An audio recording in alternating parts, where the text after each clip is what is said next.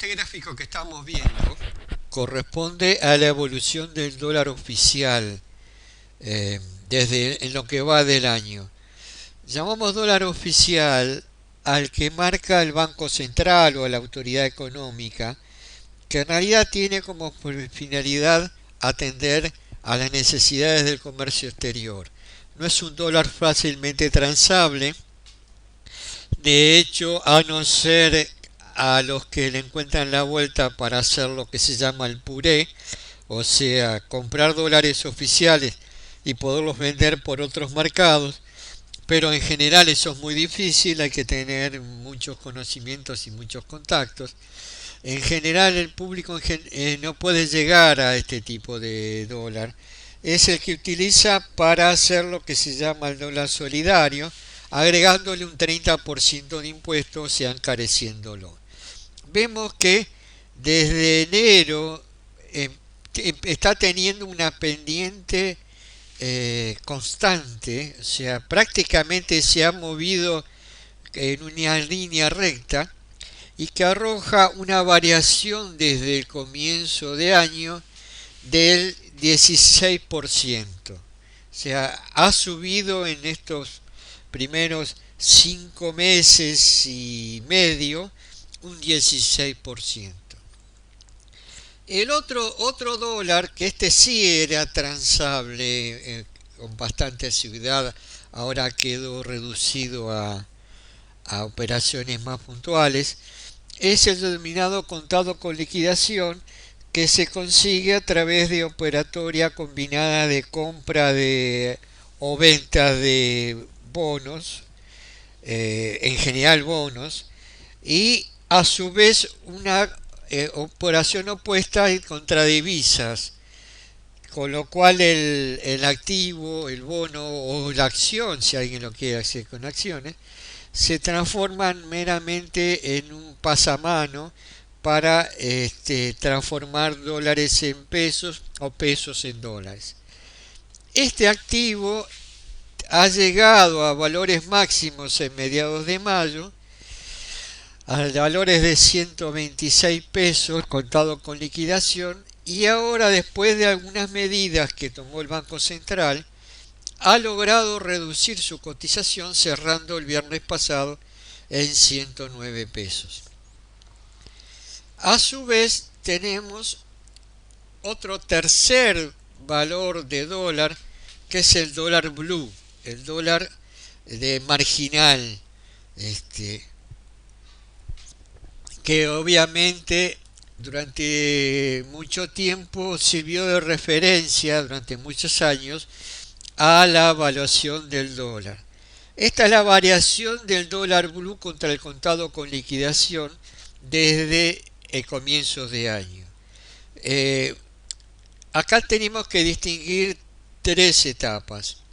La primera etapa dura hasta mediados de abril, cuando todo el desastre que estamos viviendo de la pandemia y de los problemas para reestructurar la deuda empezaron a surtir efecto. A partir de ese momento vemos una muy fuerte recuperación de la paridad cambiaria a costa del peso, o sea, una fuerte depreciación del peso, para que a mediados de mayo comience el contado con liquidación a caer. El dólar blue también cayó algo, pero no en la misma proporción que lo hizo el contado con liquidación. Esto, vamos a ver, se corresponden a medidas restrictivas que tomó el Banco Central y que hicieron que la operatoria con el contado con liquidación fuera menos fácil. La brecha entre el dólar oficial y el contado con liquidación, no ponemos el blue porque blue, la operatoria es menor, no es tan importante, pero sí la brecha entre el contado entre el dólar oficial y el contado con liquidación tuvo su máxima expresión a mediados de mayo en 87% de brecha. O sea, el contado con liquidación un 87% más caro que el oficial.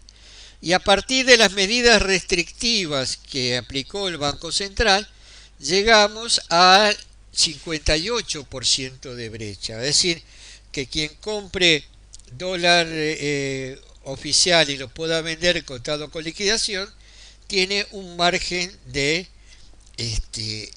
recuperación del 58%.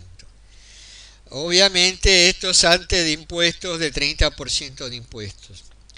El dólar blue, vamos a volver un poquito gráfico esto, el dólar blue desde comienzo de años tiene un incremento cercano al 62%, mientras que el contado con liquidación tiene un incremento cercano al 47%.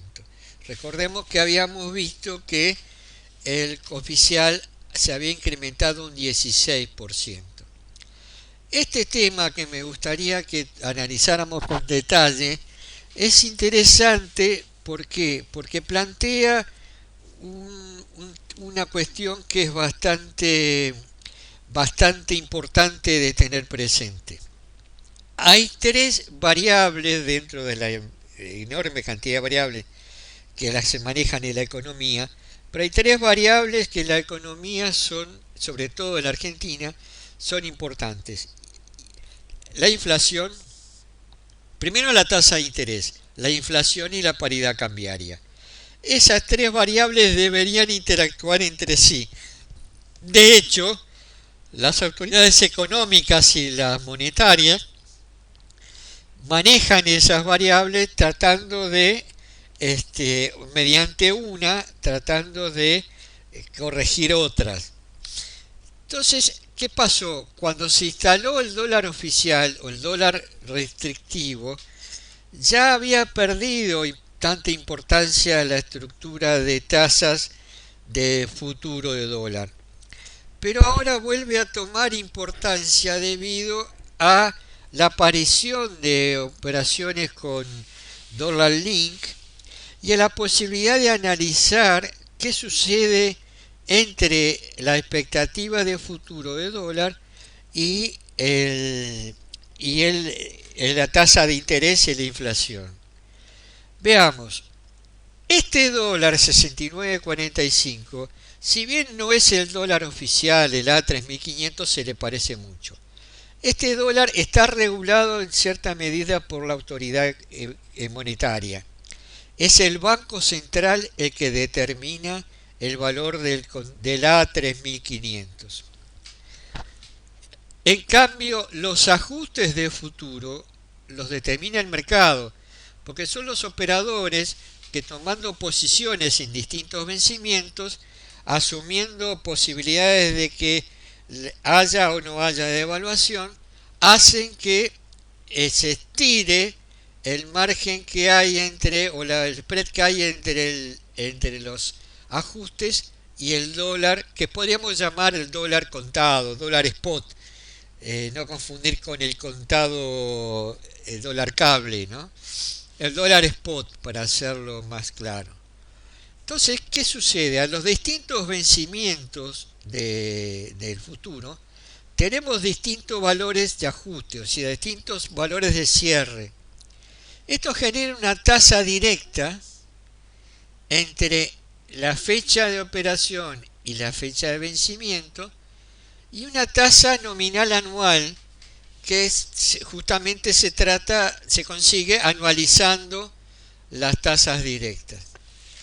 Si bien estos dos vencimientos, el de abril y el de mayo, se operan muy poco, pero hasta marzo tenemos una curva creciente de tasas nominales. O sea, el mercado espera que las tasas que vamos a tener, ya junio prácticamente está descontado, pero de julio en adelante sean tasas crecientes. O sea, el mercado tiene expectativas de devaluación a partir de julio en adelante, y concentrándose principalmente a partir de noviembre, diciembre, donde ya los valores de tasa implícita van creciendo. ¿Qué es esta tasa implícita?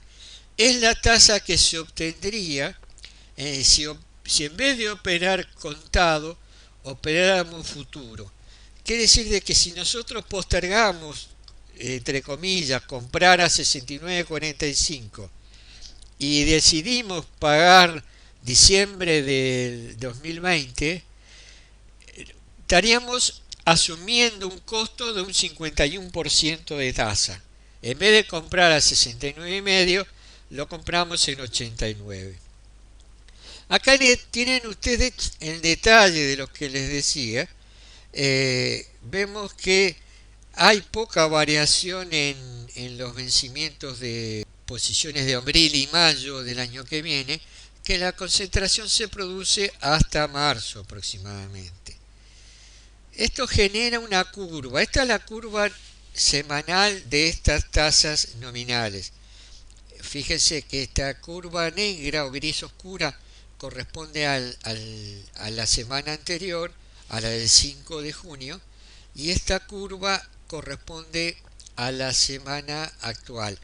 Haciendo exclusión de estos dos últimos vencimientos, que son muy poco operados, vemos que a partir de diciembre se abren ambas curvas. Es como que la expectativa es a partir de diciembre, en este momento, ¿no?, que va a pasar algo con el dólar.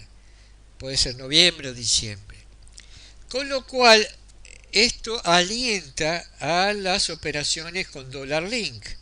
¿Por qué? Porque si yo compro dólar link y yo espero que venga una devaluación importante, en algún momento, si bien quizás demore en llegar, pero cuando llega, como suele pasar con todas las devaluaciones, tenemos saltos bruscos de cotización que producen todos los activos vinculados al dólar. Por lo tanto, es interesante seguir de cerca el dólar link. Pero también acá podemos juntar tres variables. Supongamos que nosotros estamos analizando la evolución de los bonos ajustados con SER. Vamos a elegir dos bonos, TC20, que tiene un año de duración, y el TX21, que también tiene un año de duración. Vemos que el TC21 tiene una TIR, un rendimiento del 7,4% por sobre la inflación. En cambio, el TX21 tiene un 6,5% por sobre la inflación. ¿Esto qué significa? Que si yo tomara los vencimientos cercanos al año, por ejemplo marzo, que me genera un 56,70, y en promedio los activos ajustados por SER me dicen que hay un rendimiento esperado promedio del 7%, diríamos que la expectativa, si combináramos que tenemos un mercado eficiente en donde todos los activos están arbitrados, donde no hay oportunidad de arbitraje, no hay oportunidad de favorecerse ni con la inflación, ni con la tasa de interés, ni con la paridad cambiaria, con las tres variables que nosotros tratamos de entender cómo funciona en Argentina. Si esto fuera así, cosa que no podemos afirmarlo, diríamos que la inflación esperada estaría del orden del 57% menos el rendimiento de los bonos de un año, del 7% aproximadamente. Con lo cual, la inflación esperada para un año podría estar rondando el 50% anual.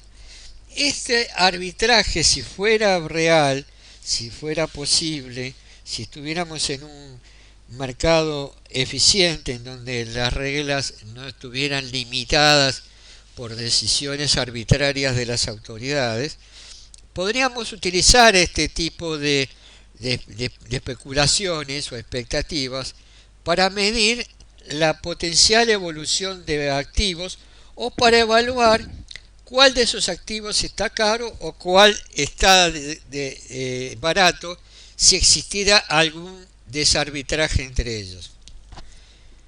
Por último, vamos a ver la evolución de la tasa Butler de bancos privados. Vemos que desde, desde comienzos de año nueva autoridad económica decidió bajar la tasa de interés en aras de mejorar el consumo, estimular el consumo, pero que a mediados de abril, en forma casi simultánea con el desarrollo de las crisis que estamos viviendo ahora, retomó la fuerte suba de tasa. O sea, de niveles de 38% llegaba a niveles por encima, ligeramente por encima del 15%, y ahora está rondando casi el 30, el 29 y pico. Pero ¿cómo se comportó la tasa Balear con respecto al contado con liquidación? Acá vemos el arbitraje. El Banco Central, a medida que fue bajando la tasa de interés, empezó con cierto pequeño rezago a estimular a la compra de dólares, porque los que no encontraban beneficio en una tasa de interés que ya en un momento dado empezaba a ser, sobre todo por debajo de 35, fuertemente negativa, porque la inflación era superior a los valores que pagaba el interés, se fueron hacia el dólar, llevando al contado con liquidación a los niveles máximos que vimos de 125. A partir de que se desata la crisis, nuevamente por temor a una mayor corrida en la paridad cambiaria, la autoridad económica empieza a subir la tasa de interés. Tiene cierto rezago el dólar en responder, pero como no responde aún a la suba de la tasa de interés, el Banco Central decide implementar medidas muy restrictivas, con lo cual, ayudado por la suba de tasas y por las medidas restrictivas, logra bajarlo. Bueno, vamos a ver ahora hacia dónde nos lleva la autoridad económica en estas nuevas gestiones. Va a ser muy difícil la salida de la pandemia. Va a haber muchas empresas que están en situaciones muy críticas. Por lo tanto, esperemos que el Estado no se tenga que hacer cargo de muchas más empresas. Esperemos que de alguna forma encuentren una solución al parate económico.